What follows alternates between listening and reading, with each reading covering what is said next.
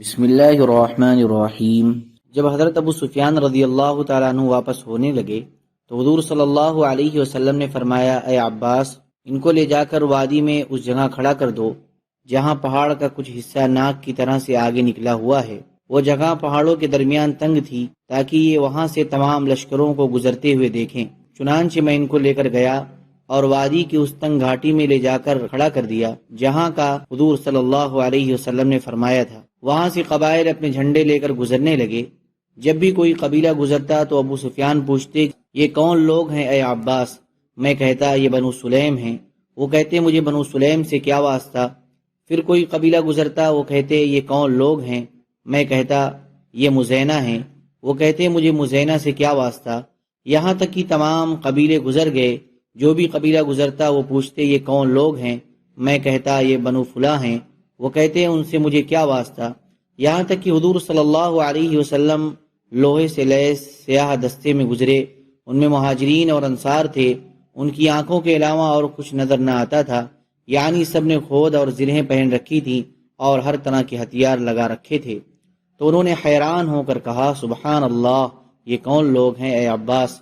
میں نے کہا، یہ رسول اللہ صلی اللہ علیہ وسلم مہاجرین و انصار میں تشریف لے جا رہے ہیں۔ انہوں نے کہا، اے ابو الفضل، اللہ کی قسم، ان سے مقابلے کی تو کسی میں ہمت اور طاقت نہیں ہے۔ آج تو تمہارے بھتیجے کی بادشاہت بہت بڑی ہو گئی ہے۔ میں نے کہا، یہ بادشاہت نہیں ہے، یہ نبوت ہے۔ انہوں نے کہا، ہاں، یہی نبوت ہی صحیح۔ میں نے کہا، اب تو اپنی قوم کی جا کر فکر کرو۔ چنانچہ وہ گئے اور مکہ میں پہنچ کر اونچی آواز سے یہ اعلان کیا، اے قریش، یہ محمد تمہارے یہاں اتنا بڑا لشکر لے کر آ رہے ہیں جس کا تم مقابلہ نہیں کر سکتے ہو، لہذا جو ابو سفیان کے گھر داخل ہو جائے گا اسے امن مل جائے گا۔ اس اعلان پر غصہ ہو کر ان کی بیوی ہند بن عتبہ نے کھڑے ہو کر ان کی مونچھیں پکڑ لی اور کہنے لگی، اس کالے کلوٹے کمینے کو قتل کر دو۔ ان کو دشمن کی جاسوسی کے لیے بھیجا تھا، یہ تو بڑی بری خبر لانے والا ہے۔ انہوں نے کہا، تمہارا ناس ہو، اس عورت کی باتوں سے دھوکے میں نہ آ جانا، کیونکہ حقیقت یہی ہے کہ محمد صلی اللہ علیہ وسلم ایسا لشکر لے کر آئے ہیں جس کا تم مقابلہ نہیں کر سکتے ہو۔ جو ابو سفیان کے گھر داخل ہو جائے گا اسے امن مل جائے گا۔ لوگوں نے کہا، تیرا ناس ہو، کیا تمہارا گھر ہم سب کو کافی ہو جائے گا؟ انہوں نے کہا، اور جو اپنا دروازہ بند کر لے گا اسے بھی امن ہے، اور جو مسجد حرام میں داخل ہو جائے گا اسے بھی امن ہے۔ یہ سن کر تمام لوگ اپنے گھروں اور مسجدوں کو دوڑ پڑے۔ ابن عساکر نے بھی واقعی کے حوالے سے حضرت ابن عباس رضی اللہ تعالیٰ عنہ سے طبرانی کی پچھلی حدیث جیسی حدیث نقل کی ہے، اور اس میں یہ مضمون ہے کہ جب حضرت ابو سفیان حضور صلی اللہ علیہ وسلم کے پاس سے چلے گئے تو حضور صلی اللہ علیہ وسلم نے حضرت عباس کو فرمایا، انہیں لے جا کر وادی کے اس تنگ جگہ میں کھڑا کر دو جہاں پہاڑ کا کچھ حصہ ناک کی طرح آگے نکلا ہوا ہے، تاکہ یہ وہاں سے اللہ کے لشکروں کو گزرتا ہوا دیکھ لیں۔ حضرت عباس فرماتے ہیں کہ عام راستہ کو چھوڑ کر میں نے ان کو وادی کی اس جگہ پر لے جا کر کھڑا کر دیا۔ جب میں نے وہاں جا کر ان کو روک لیا تو انہوں نے کہا، اے بنی ہاشم، کیا مجھے دھوکہ دینا چاہتے ہو؟ وہ سمجھے کہ شاید مجھے یہاں روک کر مارنا چاہتے ہیں۔ حضرت عباس نے فرمایا، اہل نبوت دھوکہ نہیں دیا کرتے، میں تو تمہیں کسی ضرورت سے یہاں لایا ہوں۔ حضرت ابو سفیان نے کہا، تم نے مجھے شروع میں کیوں نہیں بتا دیا کہ تم مجھے کسی ضرورت سے یہاں لانا چاہتے ہو، تاکہ میرا دل مطمئن رہتا۔ حضرت عباس نے کہا، میرا خیال نہیں تھا کہ تم اس طرح سوچو گے۔ حضور صلی اللہ علیہ وسلم اپنے صحابہ کے لشکر کی ترتیب دے چکے تھے۔ ہر قبیلہ اپنے امیر کے ہمراہ گزرنے لگا اور ہر دستہ اپنا جھنڈا لہراتا ہوا جا رہا تھا۔ حضور صلی اللہ علیہ وسلم نے سب سے پہلے جس دستے کو بھیجا اس کے امیر حضرت خالد بن ولید رضی اللہ تعالیٰ عنہ تھے۔ یہ دستہ بنی سلیم کا تھا، ان کی تعداد 1000 تھی۔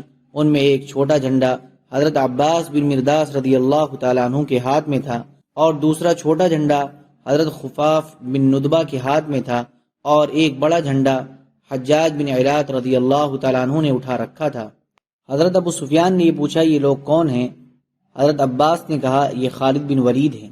حضرت ابو سفیان نے کہا، ارے وہی نو عمر لڑکا؟ انہوں نے کہا، ہاں۔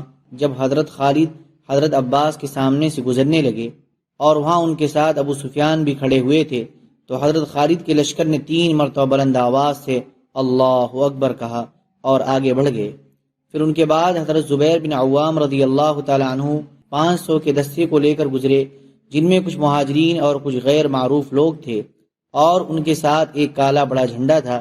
جب حضرت زبیر حضرت ابو سفیان کے سامنے سے گزرنے لگے تو انہوں نے اپنے ساتھیوں کے ساتھ مل کر 3 مرتبہ بلند آواز سے اللہ اکبر کہا۔ حضرت ابو سفیان نے پوچھا یہ کون لوگ ہیں؟ حضرت عباس نے کہا یہ زبیر بن عوام ہیں۔ انہوں نے کہا تمہارے بھانجے؟ حضرت عباس نے کہا ہاں۔ پھر غفار قبیلہ کے 300 آدمی گزرے جن کا بڑا جھنڈا حضرت ابو ذر غفاری رضی اللہ تعالی عنہ نے اٹھا رکھا تھا۔ بعض کہتے ہیں کہ حضرت ایما بن رحدہ رضی اللہ تعالی عنہ نے اٹھا رکھا تھا۔ ان لوگوں نے بھی حضرت ابو سفیان کے سامنے 3 مرتبہ اللہ اکبر بلند آواز سے کہا۔ انہوں نے پوچھا اے ابو الفضل یہ لوگ کون ہیں؟ حضرت عباس نے کہا یہ بنو غفار ہیں۔ انہوں نے کہا مجھے بنو غفار سے کیا واسطہ؟ پھر بنو اسلم کے 400 آدمی گزرے، ان کے 2 چھوٹے جھنڈے تھے، ایک حضرت بریدہ بن حسیب کے ہاتھ میں تھا اور دوسرا حضرت ناجیہ بن آجم رضی اللہ عنہ کے ہاتھ میں تھا۔ انہوں نے بھی حضرت ابو سفیان کے سامنے پہنچ کر بلند آواز سے 3 مرتبہ اللہ اکبر کہا۔ حضرت ابو سفیان نے پوچھا یہ کون لوگ ہیں؟ حضرت عباس نے کہا بنو اسلم۔ انہوں نے کہا اے ابو الفضل مجھے بنو اسلم سے کیا واسطہ؟ ہمارے اور ان کے درمیان کبھی کوئی گڑبڑ نہیں ہوئی۔ حضرت عباس نے کہا یہ مسلمان لوگ ہیں، اسلام میں داخل ہو چکے ہیں۔ پھر بنو کعب بن عمرو کے 500 آدمی گزرے جن کا جھنڈا حضرت بشر بن شیبان رضی اللہ تعالی عنہ نے اٹھا رکھا تھا۔ حضرت ابو سفیان نے پوچھا یہ کون لوگ ہیں؟ حضرت عباس نے کہا یہ بنو کعب بن عمرو ہیں۔ انہوں نے کہا اچھا یہ تو محمد صلی اللہ علیہ وسلم کے حلیف ہیں۔ انہوں نے بھی حضرت ابو سفیان کے سامنے پہنچ کر بلند آواز سے 3 مرتبہ اللہ اکبر کہا۔ پھر مزینہ قبیلہ کے 1000 آدمی گزرے جن میں 100 گھوڑے اور 3 چھوٹے جھنڈے تھے جنہیں حضرت نعمان بن مقرن اور حضرت بلال بن حارث اور عبداللہ بن عمرو رضی اللہ عنہم نے اٹھا رکھا تھا۔ انہوں نے بھی ان کے سامنے آ کر بلند آواز سے اللہ اکبر کہا۔ حضرت ابو سفیان نے کہا یہ کون لوگ ہیں؟ حضرت عباس نے کہا یہ مزینہ ہیں۔ حضرت ابو سفیان نے کہا اے ابو الفضل مجھے مزینہ سے کیا واسطہ؟ لیکن یہ بھی پہاڑوں کی چوٹیوں سے ہتھیاروں کو کھٹکھٹاتے ہوئے یہاں میرے سامنے آ گئے ہیں۔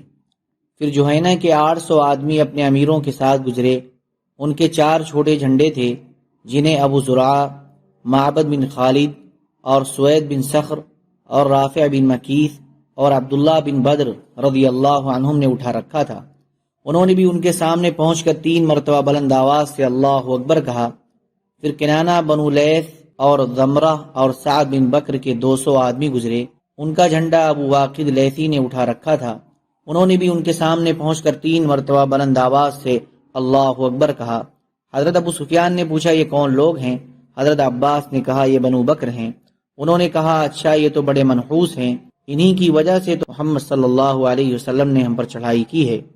صلح حدیبیہ کے بعد قبیلہ خزاعہ نے حضور صلی اللہ علیہ وسلم سے معاہدہ کر لیا تھا اور قبیلہ بنو بکر نے قریش سے، اور قریش اور بنو بکر نے قبیلہ خزاعہ پر زیادتی کی اور یوں انہوں نے خلاف ورزی کر کے صلح ختم کر دی، جس کی وجہ سے حضور صلی اللہ علیہ وسلم کو مکہ پر چڑھائی کا جواز مل گیا۔ ابو سفیان اسی طرف اشارہ کر رہے ہیں، ذرا سنو تو صحیح، اللہ کی قسم قریش نے خزاعہ کے ساتھ جو زیادتی کی تھی اس کے بارے میں مجھ سے مشورہ نہیں کیا تھا اور نہ مجھے اس کا پتہ چل سکا، اور جب مجھے اس کی خبر ہوئی تو میں نے اس پر ناپسندیدگی کا اظہار کیا تھا، لیکن جو کچھ مقدر میں لکھا تھا وہ ہو گیا۔ حضرت عباس نے کہا کہ حضرت محمد صلی اللہ علیہ وسلم کی تم پر چڑھائی میں بھی اللہ نے تمہارے لیے خیر مقدر فرما رکھی ہے، یوں تم سب اسلام میں داخل ہو جاؤ گے۔